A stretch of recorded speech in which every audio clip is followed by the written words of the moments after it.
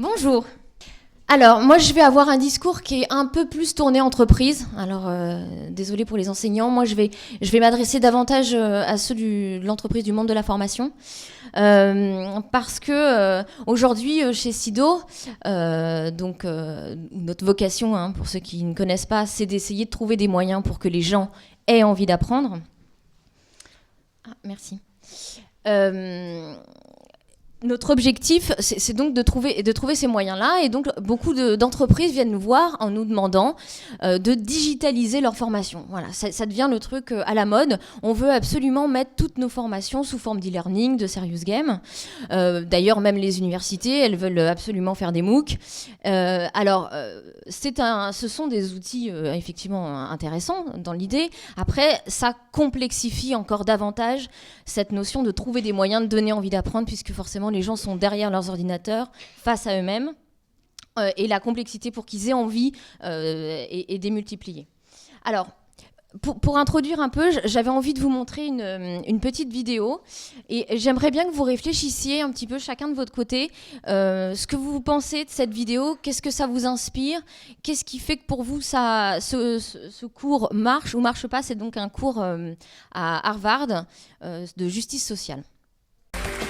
This is a course about justice, and we begin with a story. Suppose you're the driver of a trolley car, and your trolley car is hurtling down the track at 60 miles an hour, and at the end of the track you notice 5 workers working on the track.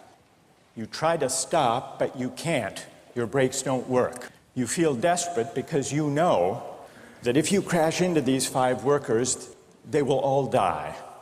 Let's assume you know that for sure. And so you feel helpless until you notice that there is, off to the right, a side track. And at the end of that track, there's one worker working on the track. Your steering wheel works, so you can turn the trolley car, if you want to, onto the side track, killing the one, but sparing the 5. Here's our first question. What's the right thing to do?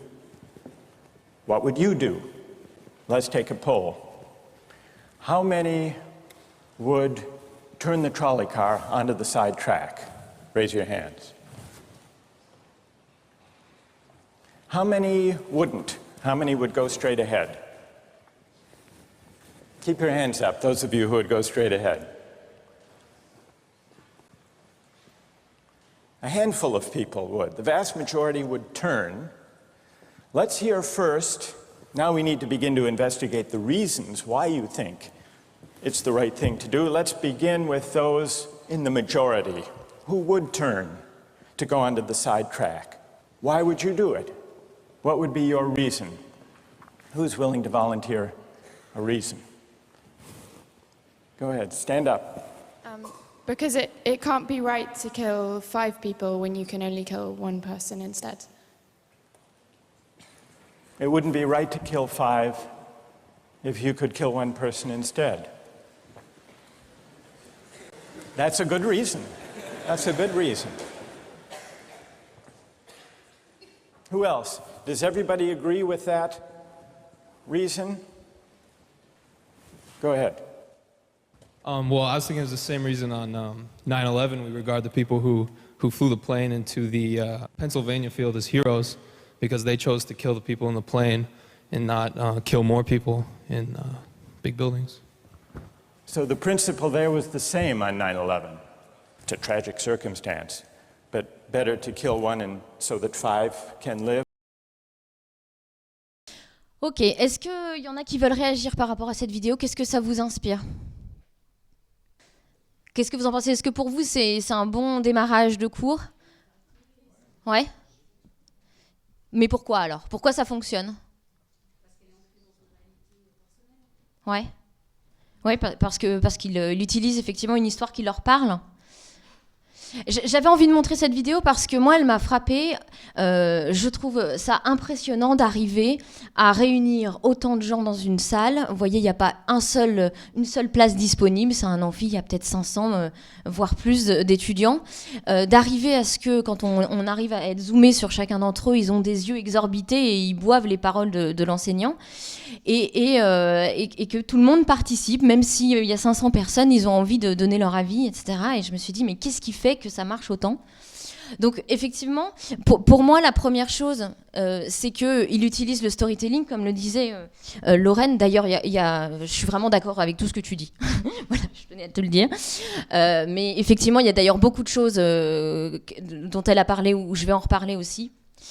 Puisque dans une formation, qu'on soit en face à face ou à distance, il faut essayer de recréer un peu la même émotion et les mêmes ressentis pour que l'apprentissage fonctionne.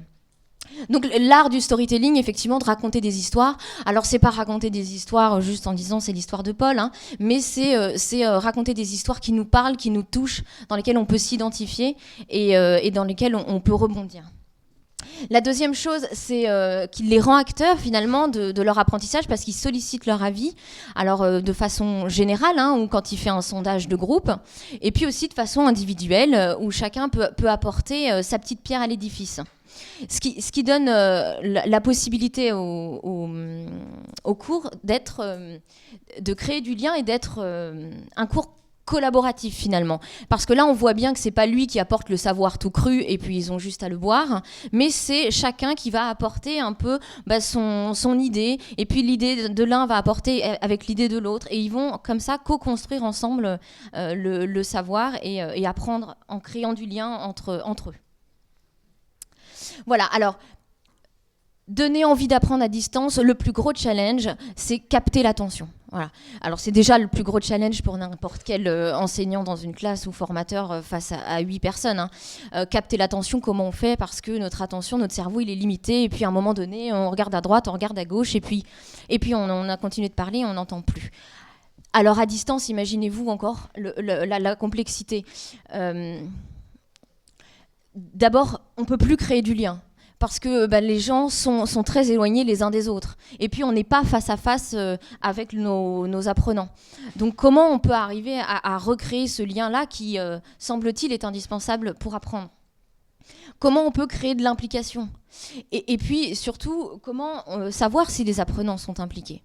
Parce que finalement, on n'en sait rien, on n'a aucun retour par rapport à comment ils vivent cette session d'apprentissage. Est-ce qu'ils trouvent ça trop compliqué, trop dur ? Est-ce que ça va trop loin ? On n'en sait rien. Alors, j'ai essayé de réfléchir, hein, du coup ça me sert à rien. J'ai essayé de réfléchir un petit peu à utiliser en fait tous les atouts d'un bon présentiel, hein, ce que j'appelle présentiel, c'est on est en face à face, et comment on peut arriver à recréer ça, mais tout seul derrière son ordinateur. Alors pour moi, il y a 4 boosters, hein, d'une certaine manière. Il y a 4 boosters. D'abord, c'est arriver à susciter l'intérêt, effectivement, puisque on part du plaisir d'apprendre. Donc, comment on va réussir à le créer, ce plaisir d'apprendre ? Comment ils vont s'intéresser à ce que je raconte ? La deuxième chose, ça va être sur le ton, le rythme. Comment je vais pouvoir travailler le changement de rythme ? Comment je vais pouvoir les rendre acteurs, alors qu'ils sont tout seuls et qu'ils subissent un contenu ? Comment ils vont pouvoir interagir ? Et puis, comment je vais pouvoir créer du lien. Voilà, donc j'ai un peu réfléchi sur ces 4 points clés-là. Alors, susciter l'intérêt, déjà ce qui est intéressant en formation présentielle, alors c'est pas toujours fait, mais c'est un peu l'idée des 5 premières minutes qui sont essentielles pour savoir si je vais suivre ou pas, si ça va m'intéresser ou pas du tout. En fait, c'est souvent les 5 premières minutes, hein, c'est assez connu. Et alors, en présentiel, trouver un CIA. CIA, capter l'intérêt et l'attention. Alors, c'est un formateur en prise de parole en public qui nous l'a fait un jour. Et donc, en fait, on était tous en formation chez Sido, pour savoir parler en public. Et là, on rencontre pour la première fois donc, notre formateur Et puis bon, il faisait un peu la gueule. Bon, ok, il a pas l'air sympa. Ok. On commence un peu à en parler en disant bon, t'as vu, il regarde ses pieds, il dit pas bonjour. Ok. On commence la formation et là, il commence à nous lire et à nous débiter tout un tas de théories sur la prise de parole en public, en étant hyper désagréable, en nous disant mais comment ça, t'es pas au courant, tu sais pas ce que c'est que la PNL, mais c'est scandaleux. Bon, et ça commence à devenir un petit peu tendu. Et puis à un moment donné, il a un coup de fil et il s'en va. Bon. Et il laisse juste un papier dans les mains d'un collègue et qui lui dit lis-le à haute voix, lis l'exercice à haute voix, puis vous faites ça pendant que je suis pas là. Bon. Et là, on lit à haute voix et puis on tombe sur première recommandation, soigner ses premières minutes, il faut absolument pas faire ce que je viens de faire. Ah D'accord, donc là, on se décrispe, il revient, et voilà, et toute l'idée, c'est de dire, là, on se dit, c'est différent, on a quelque chose de différent, c'est intéressant, ça a capté notre attention dès le départ, et alors après, on est à fond avec lui jusqu'au bout, quoi. Donc l'idée, c'est surprendre, c'est possible aussi avec un outil à distance où finalement on peut intégrer dès le début quelque chose de complètement décalé avec le contenu, auquel on ne s'attend pas du tout. On peut mettre une vidéo sur autre chose qui peut faire prendre conscience de certaines choses par rapport au contenu. Mais en tout cas, c'est l'idée de trouver un démarrage un peu inhabituel. Gamification, alors ça c'est un mot à la mode, hein. Je ne sais pas si vous en avez déjà entendu parler, c'est le principe d'utiliser un peu les techniques des jeux vidéo, tout ce qui est jauge de vie, objectif à atteindre, récompense, etc. Et alors ça a plusieurs vertus en pédagogie. Alors déjà, on les connaît bien, on a tous joué un petit peu dans notre enfance, donc on sait comment ça marche. Et puis on retrouve cette sensation un peu d'addiction dont tu parlais tout à l'heure, où on a envie d'aller plus loin, on a envie de gagner des choses, on a envie d'atteindre le niveau supérieur en obtenant telle ou telle compétence. Donc ça motive et ça suscite un intérêt un peu d'enfant. Et en même temps, c'est aussi des points de repère de progression, puisque dans l'apprentissage, la progression, ça fait vraiment partie de l'intérêt ou non qu'on va avoir pour le sujet. Si on ne progresse pas, très vite, on va arrêter. Donc là, on va pouvoir... C'est la Khan Academy. Ça vous parle, la Khan Academy ? Bon, en gros, c'est une plateforme qui publie des vidéos sur les mathématiques, pour apprendre les mathématiques. Mais ce que je trouve particulièrement intelligent dans cette plateforme, c'est qu'ils ont créé un arbre de connaissances où chaque élève peut situer son apprentissage. Donc en vert, ce sont toutes les compétences qu'il a acquises. En bleu, il y a encore des choses à faire. Et en grisé, c'est ce qu'il n'a pas du tout touché. Donc il arrive à voir comme ça, d'un seul coup d'œil, tous les niveaux validés et les niveaux à faire. Un peu comme dans Candy Crush aussi, ça fonctionne un peu pareil. Et voilà, donc c'est utiliser un peu des techniques comme ça du jeu vidéo qui fonctionnent, qui font qu'on a été addict, et de les remettre dans un outil d'apprentissage à distance. Adapter le discours. Alors, adapter le discours, j'aurais peut-être pu même en parler en premier au final, parce que c'est évidemment la même chose dans n'importe quel type de formation, hein, que ce soit à distance ou en présentiel. Si je commence à parler de choses beaucoup trop compliquées, je vais complètement vous décrocher. Et si je parle de trucs trop simples, vous allez me dire bon, c'est sympa, on est tous déjà au courant, merci bien. Donc, c'est comment je vais faire pour adapter mon niveau de discours au niveau de connaissance de mes apprenants, sachant que j'ai qu'un outil, je peux pas les voir, je peux pas voir que les gens ils sont en train de décrocher parce que c'est trop facile pour eux, parce que c'est trop compliqué. Donc le challenge dans un outil, c'est d'arriver à concevoir un outil finalement qui est suffisamment flexible pour avoir des niveaux de difficulté différents. Donc soit parce qu'on fait par exemple un petit test avant l'outil pour adapter le niveau de connaissance, et puis en fonction on a un outil différent. Ou alors ça peut même être pendant que je suis en train de réaliser mes petits exercices ou mes petits jeux d'apprentissage, ou en fonction de mes réponses, on va m'orienter vers un niveau plus élevé ou plus facile. Parler d'eux. Alors, parler d'eux, effectivement, c'est ce qu'on aime le plus, c'est qu'on parle de nous. C'est la technique de drague évidente. Si on veut choper, il faut qu'on pose des questions. Il faut qu'on s'intéresse à l'autre, en tout cas qu'on fasse semblant de s'intéresser à l'autre. Et là, le principe, c'est un peu la même chose pour susciter l'intérêt. Il y a un peu l'idée de comment je vais faire pour intéresser l'autre, pour lui parler. Donc, Là, dans le cadre d'un e-learning dans une entreprise, ça peut passer, par exemple, moi ce que j'avais imaginé, c'était la possibilité de se dire, on va réutiliser du vécu des gens, de leur expérience, de leur réalité terrain, de leur réalité métier, et pourquoi pas les intégrer même dans l'e-learning, c'est-à-dire on va voir les vidéos d'eux, ou quand ils ont fait une bonne pratique, on les valorise, on met une vidéo qui explique, voilà, moi face à ce problème-là, voilà moi, parce que ça fait 5 ans que je suis dans l'entreprise, je l'ai réglé de cette façon-là. Voilà, ça peut être une des manières d'arriver à parler d'eux. Voilà, donc susciter l'intérêt, il y en a plein d'autres, c'est sûr.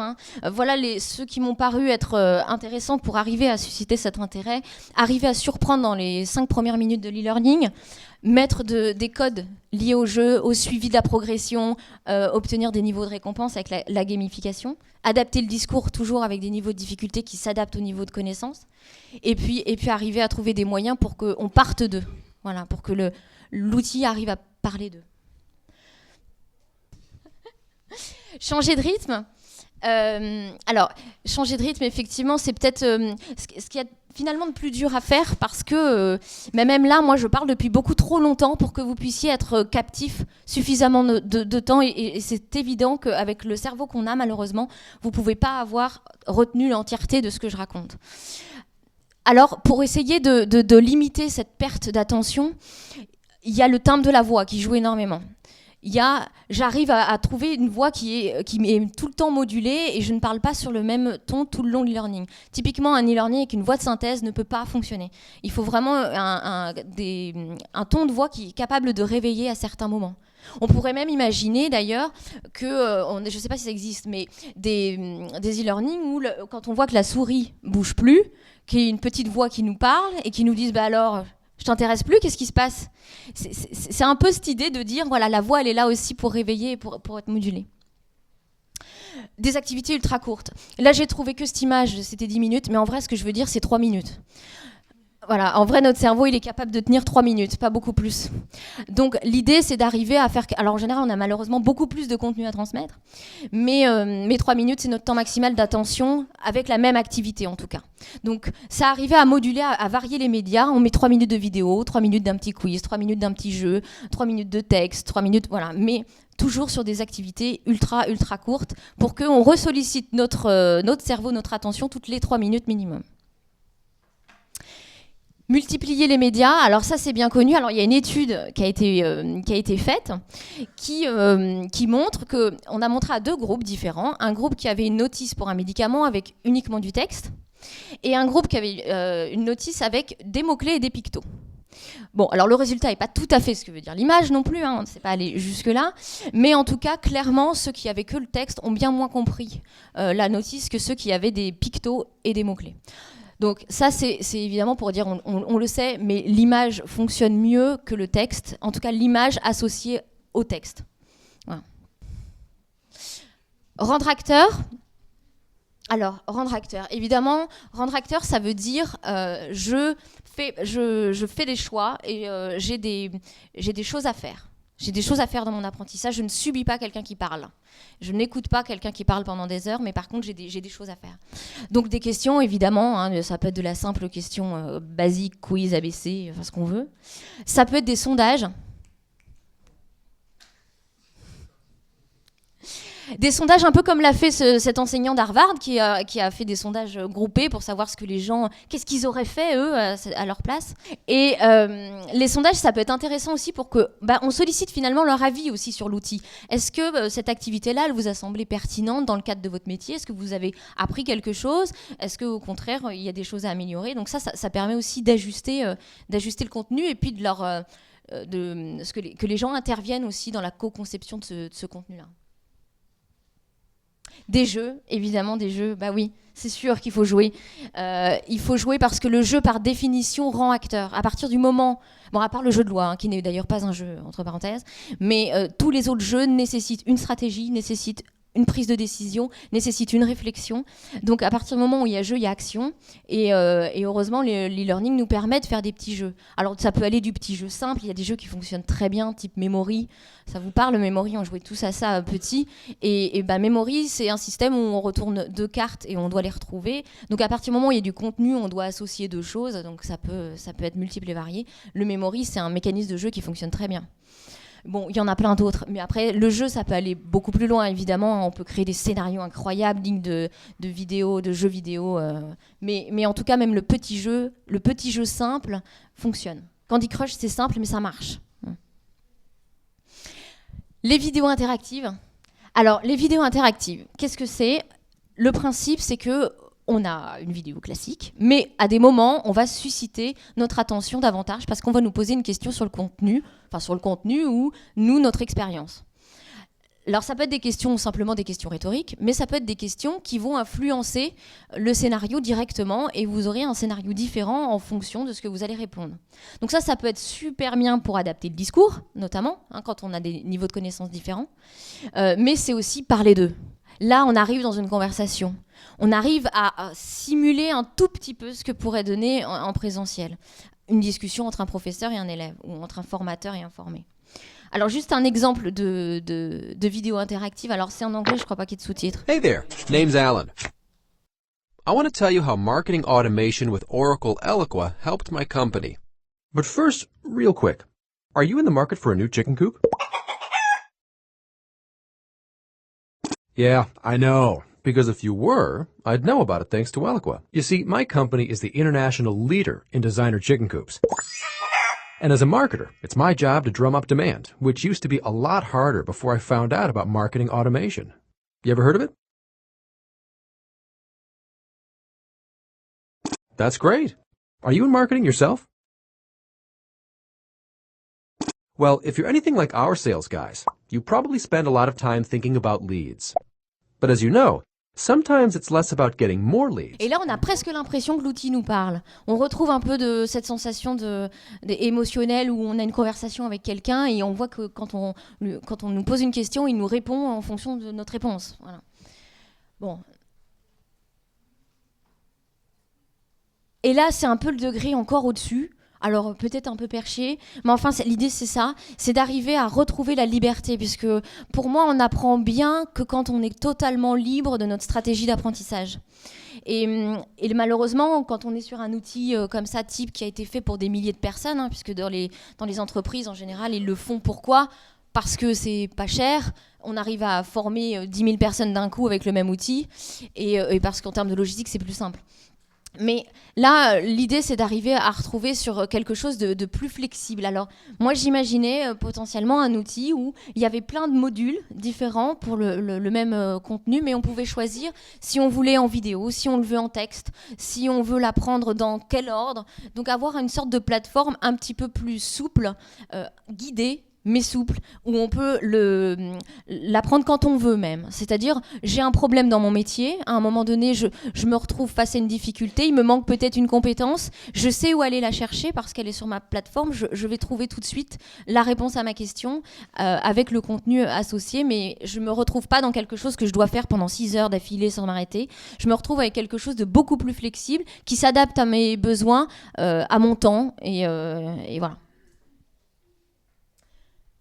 Et la dernière chose, c'est créer du lien. Alors, comment créer du lien, vaste challenge, sur quelque chose qui n'en a pas par définition, même si les réseaux sociaux sont là pour ça. Mais alors, le plus simple, effectivement, c'est d'imaginer de créer des chats, des forums où j'ai une frustration, j'ai pas pu en parler, un truc que je comprends pas, mais je vais échanger sur le chat.